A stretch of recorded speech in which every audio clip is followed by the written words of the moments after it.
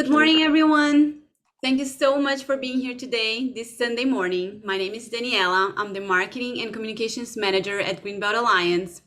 For those of you who are joining us for the first time, Greenbelt Alliance is a nonprofit environmental organization that's been around in the Bay Area for over 6 decades. Our mission is to educate, advocate, and collaborate to ensure the Bay Area's lands and communities are resilient to a changing climate. The work we do to protect the Bay Area's natural and agricultural lands while also creating thriving communities and this free outings program is made possible by you.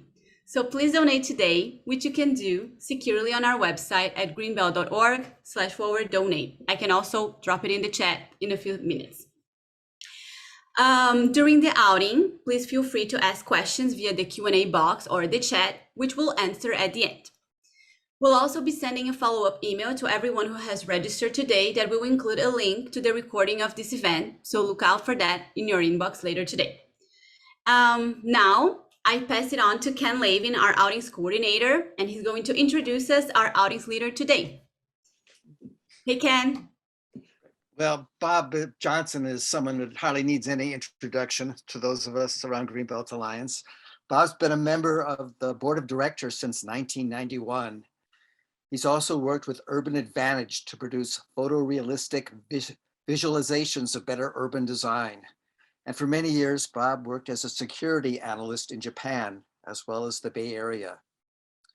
And with a former board member and current outings leader, Janet Byron, Bob co-wrote the book Berkeley Walks, featuring self-guided urban tours. And Bob's presentation today on the rock parks of Berkeley is one of the walks featured in the book. So with that, take it away, Bob. Okay. Well, I actually grew up in the St. Louis area, and I spent 3 years in the Philippines in the US Peace Corps, and then 13 years in Japan before I settled in Berkeley in beginning of 1985, and began walking a lot around Berkeley and the Bay Area and hiking in the Bay Area. And with Janet Byron, I started doing outings for Greenbelt Alliance. At some point we decided, well, gee, why don't we start putting these outings into a book?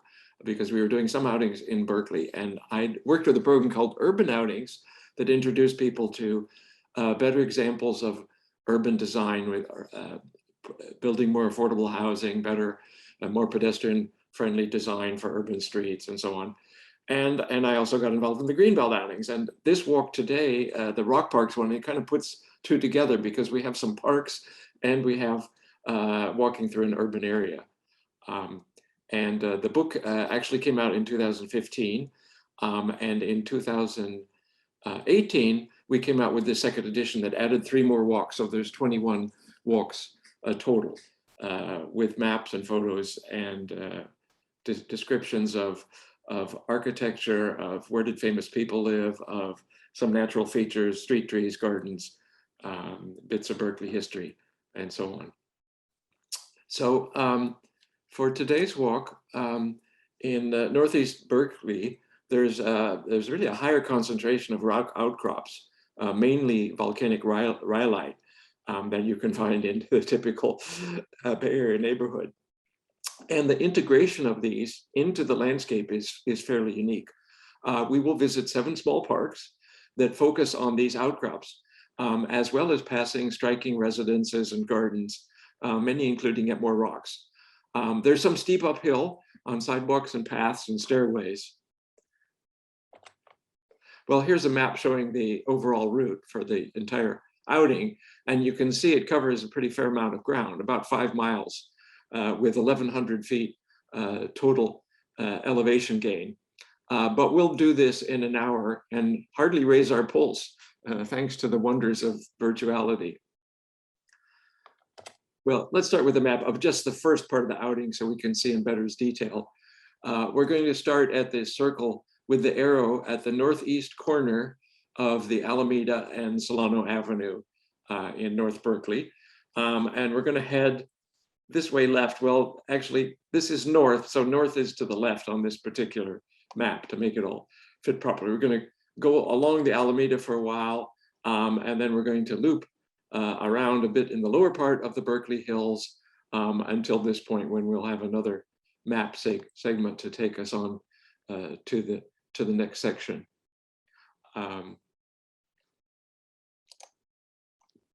Okay, so here is a photo taken from right near our starting point, looking north on the Alameda. You can see it's a pretty wide street here. And there's on this side a number of sycamore trees, also in this particular, probably the London Plain version of the sycamore. And the scientific name is the liquid ambar, that have this big kind of maple-like leaves. It's the same kind of tree you'll find along the Champs-Élysées in Paris. We're going to go mainly in an area that was developed by two different developers, the North Berkeley neighborhood and the Thousand Oaks neighborhood. Well, for a good distance along on the right side here, there are all these stone retaining walls near the sidewalk. That's kind of a continuous line of them. This is where the development called North Berkeley came down to the Alameda. Alameda was one border of it, and it goes from there up into the hills. Well, keeping along the Alameda, we come near the corner of Tacoma and Alameda. There's a great big Canary Island palm in the yard of the house. The Canary Island palm is one, obviously from the Canary Islands, that has been widely planted in Berkeley, in the Bay Area. And it has these fronds that make you think of other typical palm frond. It is a palm in the date family. You will also find in Berkeley, we don't have a photo on this particular walk, the California desert palm, which has fan-shaped fronds in contrast to these, which are called pinnate fronds. And a little farther along is a sweet gum tree, which is the scientific name is liquid ambar.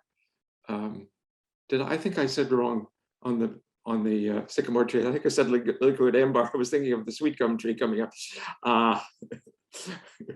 The sweet gum tree is the one that has the scientific name of liquid ambar. Sorry, and they have a range of bright red to orange and even sometimes yellow colors.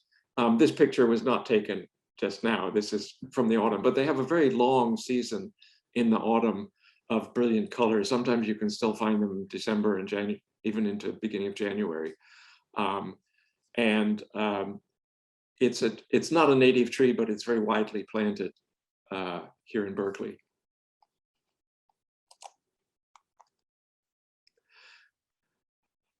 We also pass lots of attractive homes, and then just past that liquid ambar or sweet gum tree are these trees, which are called paperbark trees. Another common name is cajeput trees. And this one, the scientific name I've written here, so I won't forget it. It's Melaleuca linearifolia. Linearifolia because it has very narrow leaves that almost look like it's a conifer, but they're not conifers. And the trees, they have the green leaves, and then in around June, which is when this picture was taken, I think, they are just covered with white flowers. So it looks like somebody's taken some broccoli and dipped it in cream.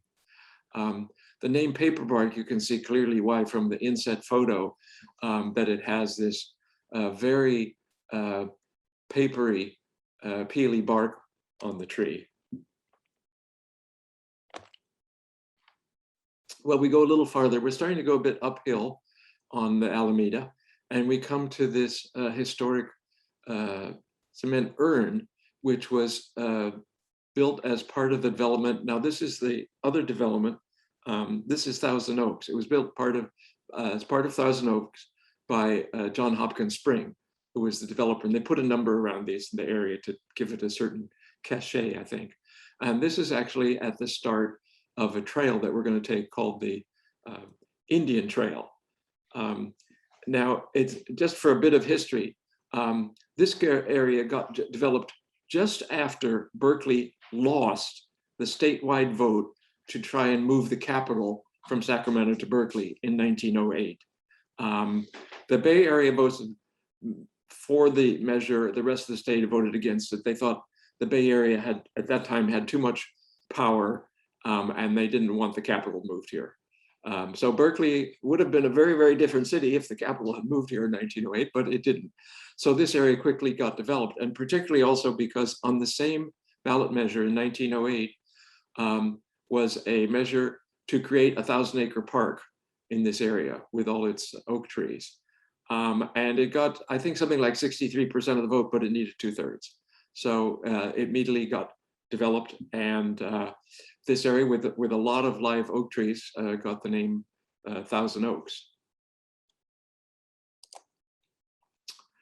On each side of this trail that we're going to take up are some fairly impressive houses. This is the one on the north side, which is a house from 1917 in the Georgian style, designed by Henry Gutterson. This is a fairly upmarket development, and there's some fairly big and impressive houses here and there. Well, here's that trail, the Indian Trail. Now this, where we started our walk at the corner of the Alameda and Solano, is a trail called Indian Rock Path, which we'll be on later. This one is the Indian Trail. It's a different path. There are many public paths and stairways in Berkeley. There's a group called Berkeley Pathways Association that works to get some of the paths built that were designated but never built. They're helping put railings on paths and stairways. They do cleanup jobs, and they also lead lots of walks. This path has it's stone steps and partly asphalt slope, and they're very irregular stones, and some of them are quite big. So it's kind of a fun stairway, but you do have to watch your step going up. Well, we get to the top, and across the street is our first rock park, which is called Great Stone Face Park. There are a number of rock outcrops in this small park. It was donated by the developer John Hopkins Spring as part of the Thousand Oaks development. And I think it was around 1920 that the park was donated. 1921 was when it was donated to the city. I suppose there's some feature that why it has the name Great Stone Face, but I haven't been able to find it. Maybe it's eroded away or hidden by foliage, because some of the rock parks are kind of in the trees, some of the rock outcrops. And it's a small park, but it's a very pleasant place with some grassy play area as well as the rocks. Now, there is another urn here. There's the one we saw at the foot of the trail is the only one that's original. There were about maybe as many as 20 originally. That one was the only one that's original, but 2 or 3 have been placed by the neighborhood association in recent years as kind of, remembering the urns that were there in the past. Here you can see some of the rocks are kind of in amidst the oak crugs. Some people do a little climbing here, but not so much as at some of the other parks. Now, the rock here and in most of the other outcrops that we're going to see today is a volcanic rhyolite, which appeared fairly recently by geologic standards. If we go back a bit farther, something like 25 to 29 million years ago, and Ken can correct me if I get my geology off, as the Pacific plate dived under the continental plate, it began creating California. The 2 plates were scraping together, kind of, like one going under the other one. And that created this melange of all different kinds of rocks, a very confusing geology. And that also caused a lot of heat and pressure that caused earthquakes and volcanoes, something we still have in California, that further transformed the geology. Now, this rhyolite supposedly dates back 8 to 12 million years ago and was formed by surface eruptions, but which flowed very slowly compared to the kind of dark lava that we see in places like Hawaii. Some geologists believe that the volcano was near Hollister and that the rocks have been carried here by plate movements. While the Bay Area has been transformed in many ways, Native Americans from the times before the Europeans came here would still recognize many of the rock outcrops around the Bay Area. And they used the rocks a lot. They quarried them, the rhyolite and other types of rock, to make tools and charms, for grinding acorns or cooking. And in modern times, the rocks were quarried again for walls and the like. Well, a little closer examination of the rock surface here shows lichen, which are the kind of grayish spots, rust-colored iron oxide up here, and then there's this yellow-greenish, which I believe is limonite, although there may also be moss on the rocks as well. There are also flow bands visible in some places we see here, which are due to the way that the material flowed and cooled. In this case, well, the flow bands are vertical. That's because the rocks in all the earthquakes and everything, upheavals have gone, the rocks have been turned so that they're not, those flow bands would have been more like this than like this when they first formed. Well, leaving Great Stoneface Park and crossing back across Yosemite Road, we'll head right on Yosemite Road, and there on the left side, which is on the side towards the bay, there are several impressive houses. The first one here was built by, and it's more visible now than it was a few years ago because they pruned a lot of the trees and shrubs. This house was built by the developer John Hopkins Spring for his stepdaughter and her husband. But a later inhabitant pictured here is Saul Zaentz, who was a producer who won Best Picture Academy Awards for Amadeus, One Flew Over the Cuckoo's Nest, Cuckoo Nest, and The English Patient. And he was also, for many years, head of Fantasy Records in Berkeley, which made a lot of money producing Creedence Clearwater Revival albums, though Zaentz and CCR's John Fogerty fought for years over the royalties. Another big house for another stepdaughter is at 1874 Yosemite, which is next to the Saul Zaentz house. And unfortunately, we can't see it all, but it's a very impressive design by John Hudson Thomas, who was one of my favorite Berkeley architects. And then next to that is a very picturesque house framed by the trees here that's set up, it's actually built up against rock outcrops. And this one, it has kind of the style of Swiss chalet, and it's from 1913. Now, this was the home of Mark Daniels, a famous civil engineer and landscape architect. He was a landscape engineer and superintendent for Yosemite National Park. And then he was a landscape engineer for the entire National Park Service. And then for the private sector, he designed the Forest Hill and Seacliff neighborhoods in San Francisco, the Bel Air area in Southern California, and Monterey's 17-mile drive. He also laid out this Thousand Oaks development to be in harmony with nature. And he reportedly designed his own house that we just saw together with Oakland architect A.W. Smith. And just to show you kind of a sample of his kind of the way he laid things out, this is a picture of the Seacliff area in San Francisco that he did. And he was, Daniels was very adept at creating good design for marketing purposes. And Thousand Oaks was actually his first such project in Berkeley. Well, getting back to our walk, we'll proceed down Yosemite and then turn left on the Alameda. So we're back on the Alameda, and wow, this doesn't look like the same street as the pretty wide one we saw down lower. So it gets somewhat narrow as it moves up into the hills. And just a little bit farther down the Alameda is this rock called Guardian or Sentry Rock at 641 the Alameda. And it's another big rock outcrop, but this is not a park. This is in somebody's yard. There's a big cleft in the rock that there's actually a trail through it, but that's private property. So we just have to look at it from the sidewalk. We can't really go through it. Now, not shown in this picture, on the other side of that rock is the house to which the property belongs. And this is the rather big house, which is done in Italian Renaissance Revival style at 641 the Alameda. And it has an Italian name, even Villa Felice. So the happy or felicitous villa. And it's from 1916. It has these characteristics for that style, has these characteristic arches and beautiful wrought iron railings as well. Now, across the street is an Australian red flowering gum tree, known as, which his scientific name is Corymbia ficifolia, which is perhaps not in flowering season now, but it was, it's summer flowering tree when I took this photo.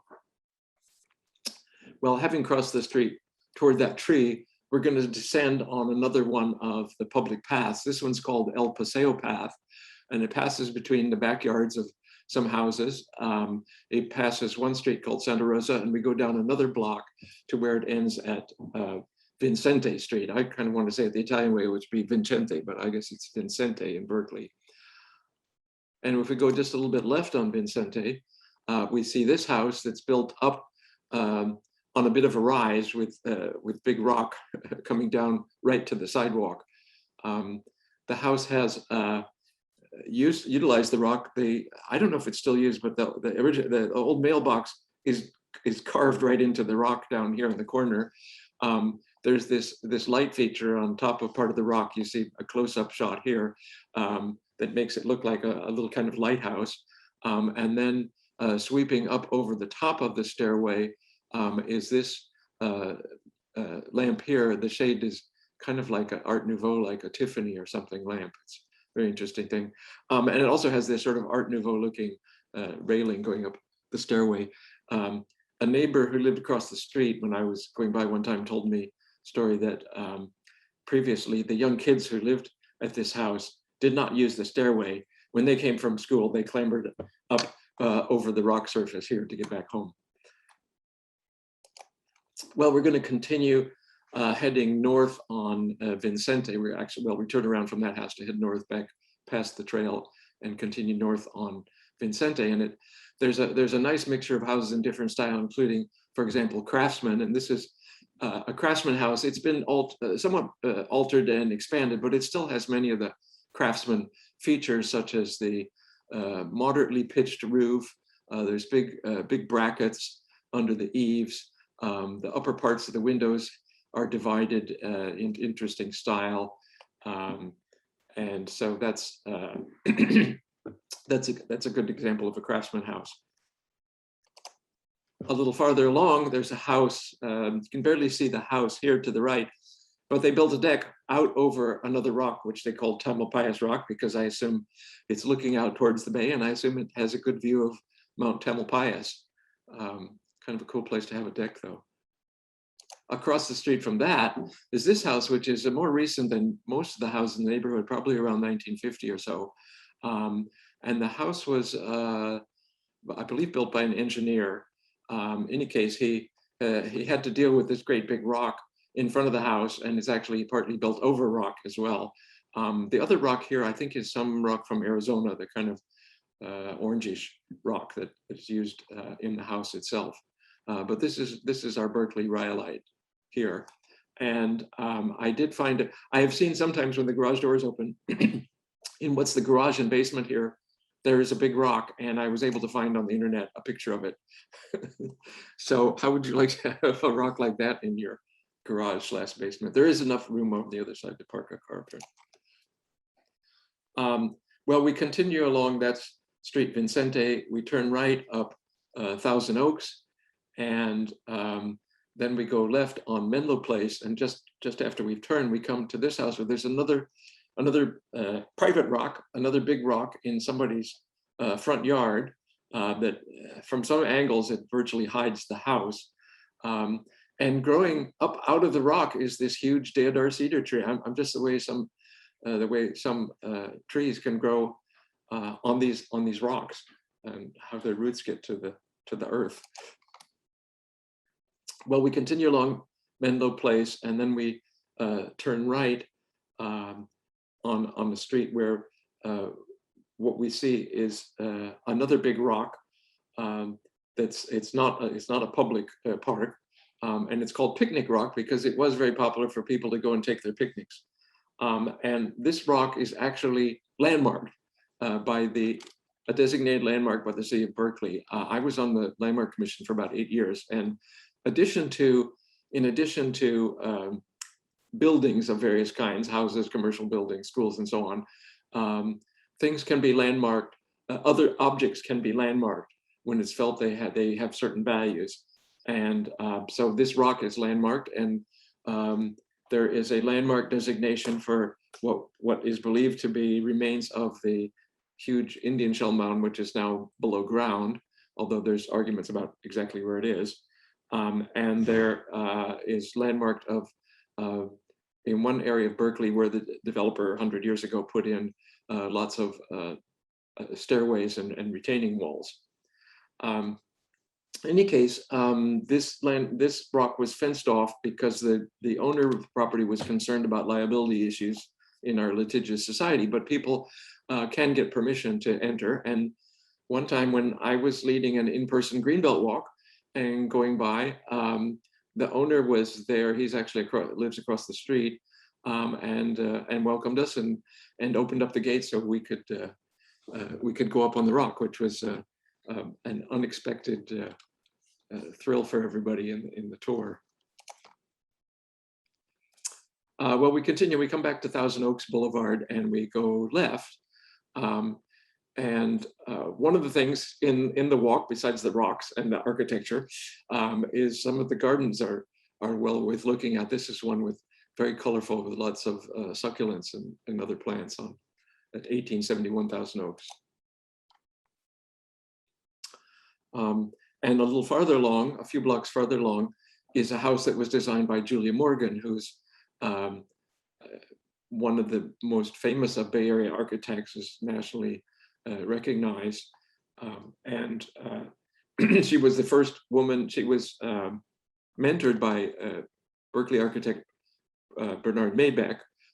She was actually an Oakland resident, but she went to enter the École des Beaux-Arts school in Paris on Maybeck's recommendation. And well, they didn't allow women in, but she cut her hair and dressed like a man, took the exam, which she finally passed, and they were kind of in a quandary, but they finally decided to admit her. So she was the first woman to attend the École des Beaux-Arts in architecture. And she's most famous for designing the Hearst Castle at San Simeon, the Asilomar Conference Center in Pacific Grove. But she's done a huge number of homes and other buildings in Berkeley, Oakland, San Francisco, and so on in the Bay Area. And this one was built for a congressman's daughter, and I think it was around 1916 or 17, around then anyway. And let me just check here, 1915. And you notice there's some angled walls here. Well, apparently inside, no room has a 90-degree angle. Has all 90-degree angles. They all have some angled, funny angled walls in them. And there's a big rock right in front of the entrance, which is here. Well, across the street is another house by my favorite architect, John Hudson Thomas, in 1936. And we're going to see a little bit more of this house later on. This is built about the same time as the Julia Morgan house, just a little earlier. It's 1913. Well, we turn right back down just a little ways on Thousand Oaks, and at the edge of Great Stoneface Park, we're back. We've looped around. We're back there now. There's a path that goes down along the side of the park. On the left side, where there's a fence, there's a house that has some Japanese influence in the design, and also the garden does as well. And we get down. There's a street down there. That's Yosemite again, and. So we're behind that house that has its front on on Thousand Oaks Boulevard. And the garden as well has some Japanese influence. It's a little hard to see from this angle, but there's, with the tree in the way, there's some rock outcrops that look like they've done as in a Japanese garden, and Japanese maple trees. Next to that is the back of that John Hudson Thomas house, which looks quite different from this side. There's this great big high stucco wall, has sort of a Spanish flavor with this big arched entrance and the iron gate. And then seemingly perched on top is this blue painted wood, as though it's some sort of penthouse. And it has some big oak trees and a big magnolia as well. Well, we're going to continue along Yosemite, heading kind of northeast, if you will. I'm sorry, southeast. And then Yosemite goes off to the left, and we kind of continue around a curve, and the street becomes Contra Costa. And we go along Contra Costa for a while, and then we come to a place where there's a ravine that's Blackberry Creek, which is it's not one of the biggest creeks, but it's a moderate creek that flows into Cerrito Creek down near Albany Hill. And it comes through Berkeley and then goes through Albany. Now we can't really see the creek in this. I think the picture was taken in the dry season anyway. But one thing that happened is that the people who owned the property some years ago put in a lot of native plants. So it really has a nice native plant ambience to it. And just next to that is this house, which I've always thought is interesting, having lived in Japan. For some reason, although it isn't Japanese architecture per se, the ambience of the house with the steep roof and the eaves that come far out, so it kind of puts part of it in shadow, just reminds me of like a Japanese temple. Across the street from that on Contra Costa Avenue is this big California live oak tree. And it almost looks like it lost its main trunk and instead formed these huge branches that go out to the side. So I just call it, my nickname for it is the Hercules tree, because it just has that sort of look of strength about it. And from the side of the trunk, it must be one of the older live oak trees in Berkeley. And I hope it doesn't succumb to the sudden oak death syndrome. Well, just a little further along is our second rock park. This is Contra Costa Rock Park. We're going to see a bunch of rock parks, bang, bang, bang, from here on. This one comes right up to the sidewalk. And this one was donated by, we're in the North Berkeley area now. So this one was donated by the developer, Mason McDuffie. And Duncan McDuffie, who was one of the two principals, was, although he was a canny developer, he did Forest Hill in San Francisco and around the Claremont area and Berkeley and so on. He was also very much interested in environmental causes. He was very early on involved in Sierra Club and the president of the Sierra Club. He helped to form the East Bay Regional Park District and also the California State Park System. So he was a developer developing places, but he was also interested in preserving park areas. This park, it's a fairly small area. It's only about 1/6 of an acre. But there's this nice rock outcrop. There's some steps that go up, and when we get to this point, there's more steps that have actually been cut into the rock, and that's happened, I'm not sure, maybe in the 30s during the Depression sometime. At some point, they cut steps into a number of the rock parks so that you can go up to in this one, you can basically go up to the top. And we got up there, now we finally have a view.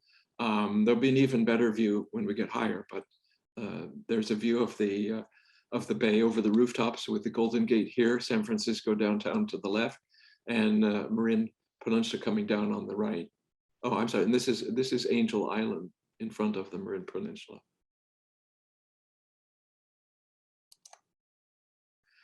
And there's another set of steps that goes down the backside. Now, the picture I took from the top didn't come out too well with the sunlight, but so this is one looking back up the steps towards the top. And you go back, we're going down the backside of the rock, and then you can circle around back to Contra Costa Avenue, where we will go left just a little bit. So this is our next segment of map here. So we've come up from that first segment up to Contra Costa Rock Park here. We're going to go left, and we get to, right away, we get to Indian Rock Path. We're going to take that up past Mendocino Avenue. We're going to carefully cross the Arlington Avenue, which has a lot of fast traffic. And then we get the last segment of that trail going up to Indian Rock Park. So here's that trail going up. it's perhaps the most well-used, popular of all the 100 and something paths and stairways, public stairways in Berkeley, because it goes from Indian Rock and that whole neighborhood right down to the top of the Solano Avenue commercial area. And well, it goes uphill, it's not terribly steep. It's basically just slant rather than lots of steep steps. So we get finally up, we're just getting to the bottom side of Indian Rock Park, which is here behind the trees.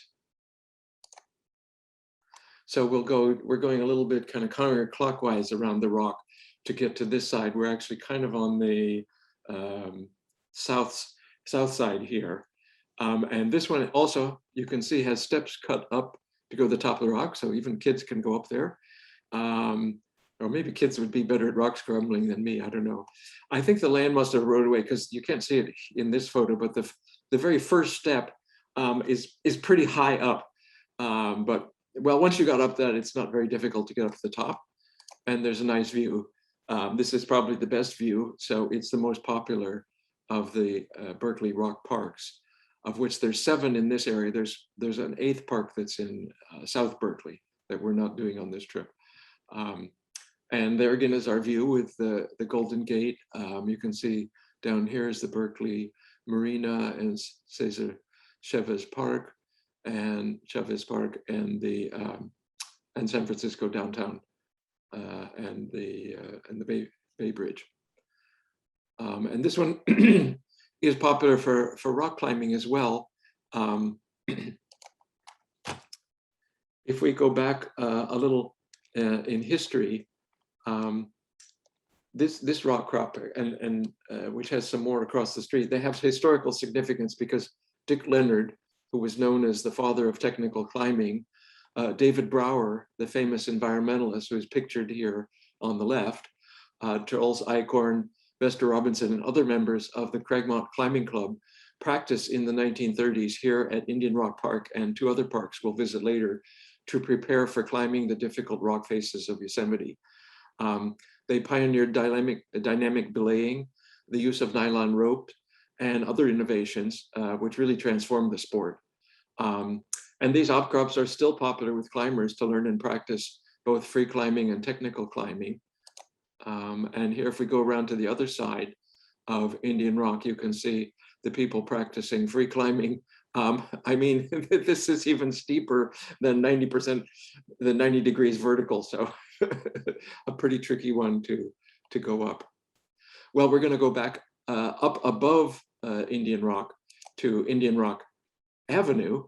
And we're going to go just a little bit right on that. And you see, here are 3 houses designed by John Husson Thomas in a style that's called the Austrian secessionism or Viennese secessionism, because it was a rebellion against the previous ornate classical styles.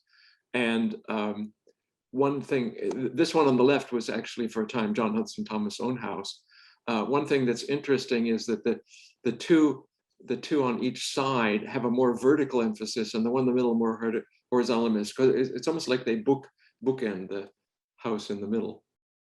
Well, we're going to go along this street, this is Shattuck Avenue. Well, if you know Berkeley, Shattuck Avenue is the big boulevard that's downtown right in front of the BART station. So when Shattuck Avenue gets up in the hills, it also becomes a much narrower street. And this is actually the end, the northern end of Shattuck Avenue. It ends at Indian Rock here. So we're going to go along this street. And on top of this house at 813 Shattuck, and there's this house and one next to it kind of built up against rocks. There's a California bear that's a wooden sculpture. But up until a few years ago, this is what it looked like. There was a huge live oak tree on top of the rock, which was just kind of amazing. Unfortunately, a few years ago, the tree withered and died. I don't know if it was because of the long drought or the oak disease, which I think is a fungal disease that's killed so many oak trees. So they had to remove it and they replaced it with the bear statue. Well, we're going back to Indian Rock Avenue. And this time we go along the right side Shattuck, and just where it's about to meet Indian Rock Avenue, there's some steps and then this path leading. This is the upper part of Indian Rock Park that's on the other side of Indian Rock Avenue. There's also some Indian Rock outcrops here, one of which people use for practice climbing, though it's not as big as impressive as the one on the other side. And then we come out again on Indian Rock Avenue and go uphill on that. And where it intersects Oxford Street, I have the wrong address there. Maybe it's 915 or some other number besides 0. Any case, this is another John Hudson Thomas house. This one he kind of mixes craftsman with other styles, and he often signed his houses with the vertical lines and 4 squares. So he's signed the house here on the chimney. You'll also notice, as you will a lot in this neighborhood, there's a lot of rhyolite that's been used, quarried and used for retaining walls. Also, they put up these kind of monument-like markers where they put the street names in these developments. This is in North Bry here. This was also, Indian Rock Park was also developed by Mason McDuffie. Then we come in fairly short order to the sidewalk actually turns into steps and a path, and we go up into Mortar Rock Park. And they've put a plaque here, which tells something about the Native American presidents and how they used the rocks and some of the plants in this area, including edible ones like California Bay laurel nuts and toyum berries. They used mugwort to keep the insects out of the food stores, elderberry branches for instruments, and other plants for baskets, clothing, dyes, and medicines. And if we go around, if we go through, the steps go up through this area of big moss-covered rocks. This rock, there's also some steps up at the top, but it's not really worth doing because the view is obstructed by the trees. But these are nice buckeye trees.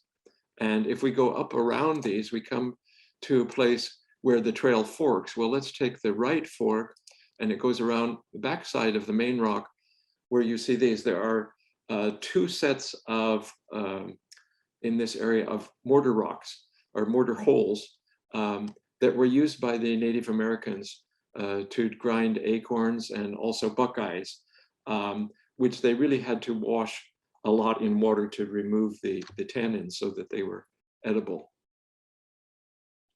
Well, we're going to exit then at the upper end of this little Mortar Rock Park, and we're back on Indian Rock Avenue, which kind of has curved around the park.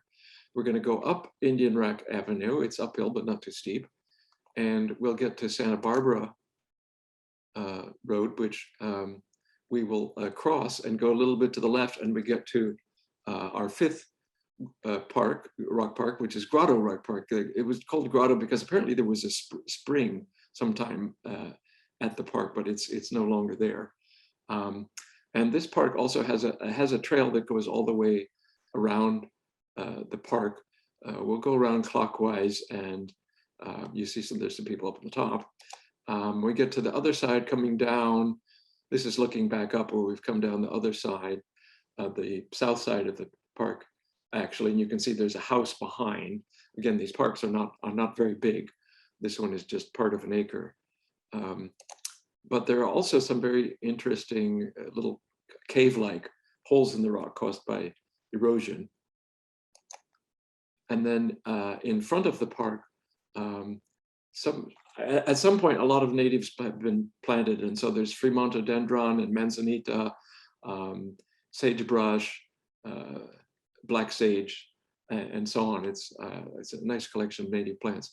There is, from the south side, there's some steps that go partway up the Grotto Rock, but from there you have to scramble to get up to the very top. Okay, here's our last map. So we've come as far as Grotto Rock Park on Santa Barbara Road, and which is near the intersection with Indian Rock Avenue. We're going to go back left on Santa Barbara, and then we're going to turn left on Marin Avenue to take us to the final part of our walk. And this is looking down Marin Avenue, which is fairly steep in parts. This is not as steep as some other parts. Well, they built it straight up from the Marin Circle, straight up the hill, because the state capitol was going to be in that area, and this was going to be a cable car. But as I said, the capital didn't move to Berkeley in 1908, so they'd laid out Marin, so it's still there as this narrow street. It's for the amount of, but it's the quickest way up and down the hill, so it gets a lot of traffic. That's for such a narrow street it's a bit of a safety problem. And that, but we're going to go uphill on Marin Avenue towards Spruce Street. So this is, it's actually steeper than it looks in this photograph. After we get to Spruce, we go right on Spruce, and on the uphill side, we come to a path which is called Easter Way, because up at the park, they used to have sunrise services on Easter, and this was a quick way up to the park. We go actually up first to Cragmont, and then to Euclid, and then at Euclid we have to jog a bit and cross the street carefully because it gets a fair amount of traffic. So then coming up from Euclid, we get to the park, which is over on the right side here. And up there is Regal Road. So there's, from that grassy area back there, there's this paved, fairly wide paved area that goes to the upper part of the park. And this is called Cragmont Rock Park, which this park was actually purchased by the neighbors and donated to the city in 1920. It was purchased from the Cragmont Development Company that developed this area. And there's a pavilion here, which depending on whether they've pruned back the branches or may not have a fairly good view towards the bay. And there's this nice grassy area. It's flat on top of it. They must have flattened it out somehow, I don't know. There's a half basketball court and a grassy area. It's popular with dogs, and a picnic table and so on. And if we go over towards this rock wall, there's a nice view towards downtown Oakland and looking across the bay towards the peninsula. This park was also very popular from the days when David Brower and so on developed their climbing techniques. So if we go along we go down this steep trail on kind of one side of the park from near where there's a public restroom. We can see there's a very steep face where people are practicing technical climbing. We continue on that trail, which I only discovered a few years ago, that it continues farther around the rock. It doesn't go quite all the way around, but there's a point. There's that pavilion we saw. You could do a rock scramble to get back up there, but I'm going to go back on the pathway. And we get back to Regal and look across the street from the park. It looks like ruins of a monastery or something, and a big house behind it. Well, I got this copy of this brochure when the house was for sale some years ago. You can see there's the wall, and they call it Villa Tramonto, which means sunset villa. And it was originally, the house was originally built, it was just started off with a cottage from 1927 by a guy named Ansel F. Hall. He was the US National Park Service's first chief forester, and with his wife June, he built a cottage, and they kept adding onto it as the family grew. They eventually had 6 children, including a set of triplets. And later, a guy named Bill Bodie renovated the buildings and gardens. So it has 4 separate residential units, 4 separate addresses. I don't know if it's done that way or just treated as a single family home now, but there's one unit here over the 5-car garage. There's another unit here next to the swimming pool. There's the main house here. And then there's a connection which goes up and over. The driveway comes up under this arch into this area. And this unit goes stepped down the hill. Anyway, so they called it a Mediterranean village, the real estate agents. Well, we're going to go on that street, Regal. We kind of go down a little bit downhill till we get to Pinnacle Path. We start up Pinnacle Path, and here's this mosaic wall that was put in some years ago. The people did it as a birthday present to the mother of the family, and called Irene. So it's Irene's wall. And they used bits of pottery and glass and shells and ceramic tiles. It goes all along the wall. She passed away, unfortunately, in 2007. So the wall's been here from before that. I can remember, though, when it was being put up. And just up from that, behind the house, this is a picture looking back downhill that Janet took of me on Pinnacle Path. There's something called One Pinnacle Path in the backyard of that house with the mosaic wall. They have, from time to time, outdoor performances and of music and so on. And here's a bulletin board about it. So we continue up Pinnacle Path and go right, and we come to our last rock park, which is called Remillard Park. It was purchased, the land was purchased and donated to the city by Lillian Remillard Dandini, whose father owned a very major brick making factory in the Bay Area that supplied bricks for a lot of buildings in the San Francisco Bay Area. Now this park, they later added onto, and it's a huge park. It's got 6 whole acres. This one is also very popular for technical climbing, as you can see. But if you look at this one, you say, wait, this looks different. It doesn't look like that same kind of buff gray, almost yellowish gray rhyolite we saw in the other parks. And it's a different rock. This one is believed to come from deeper in the Earth's mantle and may date back 140 million years to the Jurassic period. So yes, think dinosaurs. Well, we have finished seeing all of our 7 rock parks. Oh, there's a close-up, so you can see the rock. It's a very different, it's a much rougher looking rock with more kinds of reds and browns in it. And there's a plaque about the donation by Lillian Remillard Dandini. Well, to go back from here, Remillard Park, we'll go back to Pinnacle Path and then down. And this time we'll go on Regal. We'll go further downhill on Regal. Regal goes downhill this way from Cragmont Rock Park, where we were earlier. And we're going to then pick up Cragmont Avenue.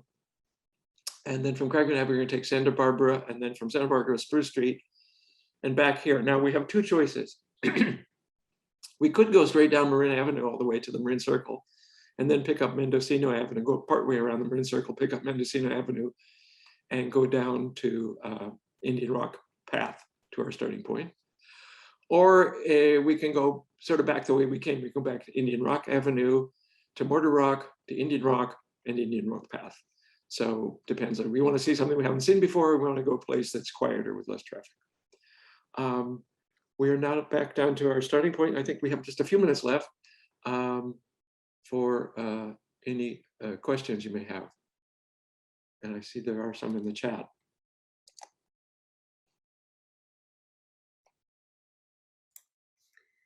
Hey, Bob. Yes. Somebody's asking, is it Ken is saying maybe it's Serpentine Rock. Okay, I'm not sure. No, that's not me. That's not you? It was originally Serpentine Rock. It's a silica carbonate rock. Okay. Alterated by hydrothermal action. Okay, all right. Nobody, yeah, that's enough of that. Okay, but am I correct in picking up somewhere that it goes back like Jurassic period possibly? Yes, exactly. You're right. Okay. That's the old, the grandpa rock there. Okay. Do I have some? Okay. Bob, there was a question from Emily. Yes. Early on. Yes. Is there a reason why the term Thousand Oaks is prevalent in California? I feel like I've seen that specific term number several places. Yeah. Well, I mean, oak trees are found pretty much around the world, but there's a lot of oak trees in California, and we have it partly because we have a number of different species of oak trees, and so they've adapted to different environments. You know, we have along the coast, we have the coastal live oaks. A little bit, you go a little bit inland here in the Bay Area, we've got black oaks and blue oaks and white oaks, which are also known as valley oaks. There's, gosh, I don't know, there's a whole bunch of other oak species in California. So they've adapted very well to our climate. And so you find large concentrations of oaks. So when there's a lot of oaks together, people like to give the name Thousand Oaks. It gives a certain cachet to the place. That's for this neighborhood of Berkeley. It's, yeah, there's a, what is it, Sherman Oaks, isn't it, in Southern California? Yeah. Somebody was asking, what is the south, the rock park in the south part of Berkeley? My mind is failing me here. It starts with an L. anyway, there's another park that has rock where they actually did some quarrying, I think. You can probably find it on a map. Okay, somebody likes Julie Morgan. Yes, she did beautiful houses. Thank you for your comments. Parking the rock. Oh yeah. Let's see. Did I miss any other questions? I think that's got the questions. Oh, I believe Catherine wanted to see the full map. So I think okay. there it is. Okay, yeah. You can see it. There's the full map, yeah. And so this is featured in the book Berkeley Walks. This walk. I mean, I gave you some details that aren't in the book, but I think I pretty much followed the route that's in the book. There might be a couple of little options that are different in the book, but it's pretty much based on the one that's in the book. I wanted to say about Greenbelt Alliance that, you know, when I'd lived in Japan, in Tokyo before, and you had to go take a long train ride to get any large areas of public open space. And so it was such a thrill to come to the Bay and live in the Bay Area, where I'm a few blocks walk from Tilden Park, which connects up to other parks. And that didn't just happen. That happened because somebody really worked to make it happen. In the 1930s, during the Great Depression, they founded and you know, started getting the money to create the East Bay Regional Park District, and similarly many other parks and open space areas have been created over the years. But it isn't just parks. I mean, Greenbelt Alliance over the decades also worked to protect the what we call working lands, the farms, the ranches, the working forests, and so on. And this has become so much more important now with global climate change, that we really have to work harder to protect our open space areas, to build in the right places, to make our cities even better, to make us resilient for what's happening with climate change. So I wanted to put in my boost for Greenbelt Alliance. I've been involved with the group for over 30 years, and I continue to be very keen on all the work that our wonderful staff at Greenbelt Alliance and our volunteers are doing. Thank you so much, Bob. That was a great ending to our conversation. Ken, would you like to add anything, or can we say our goodbyes? Well, just thank everybody for attending, and hopefully we'll get Bob to do another presentation in the not too distant future. That was great, Bob. Thank you. Well, I hope if before too long I'll feel comfortable doing in-person walks again. As an older person, you know, I feel, and I'm vaccinated, but I still feel a little nervous about doing walks with a big group. But hopefully, you know, we'll get over this surge, this recent surge, and I'll be one of the people also doing in-person walks as well, because I enjoyed that a lot. Yes, we hope this happens soon, and then we'll all be safe, feeling safe while doing it. So thank you very much, Bob and Ken, for this wonderful presentation. Just a reminder to everyone that might have missed in the beginning, we did record this presentation, and we're gonna make it available on our YouTube channel. All our virtual outings are available there. So if you'd like to explore other routes as well, other hikes, everything is available there. So, and we're gonna follow up with an email with the link. So keep an eye out for that. And again, Bob, I don't know if we have a last slide on your presentation, if you'd like to show. But as we mentioned in the beginning, you can always support our work by donating, signing up for our newsletters, following us on social media, and checking out the upcoming events and outings. We do have a few in-person outings coming up soon. Most of them are already sold out, fully booked, but we do have waiting lists. We do have one in September to the Hamilton wetlands that we still have a few last spots, so be sure to secure your spot in that one. And we are going to come up with more in-person and virtual outings in the future, so keep an eye out for that. Ken is our outings coordinator. So thank you very much again for joining us this Sunday morning, and enjoy the rest of your Sunday. Thanks, everyone. Thanks. Bob, thanks, Ken. All right, thanks. Thank you. Bye. Bye.